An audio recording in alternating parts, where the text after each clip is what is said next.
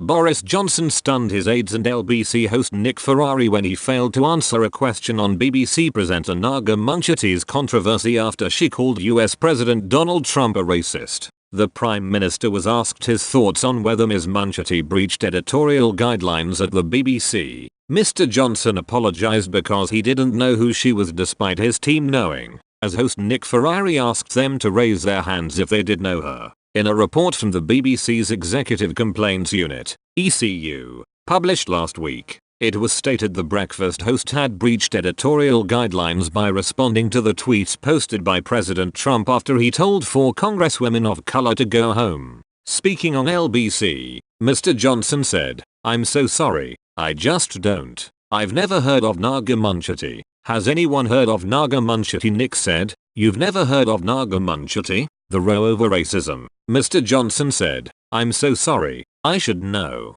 Does anyone know about Naga Munchetty? Hands up." Nick Ferrari said, "Your whole team has their hands up." Ms. Munchetty had said, "Every time I have been told, as a woman of color, to go back to where I came from, that was embedded in racism. I'm not accusing anyone of anything here, but you know what certain phrases mean." The presenter continued as she offered her stance on the situation. "I am furious, absolutely furious, and I can imagine that lots of people in this country will be feeling absolutely furious that a man in that position feels it's okay to skirt the lines by using language like that." BBC's Director General Tony Hall has since reversed the decision to partially uphold the initial complaint against Ms. Munchetty. In a letter to BBC colleagues, he explained the in-depth investigation he made into all arguments and told staff that Munchetty's words were sufficient to merit a partial uphold of the complaint against her. The full letter to BBC colleagues said, "Dear all, the Executive Complaints Unit ruling has sparked an important debate about racism and its interpretation.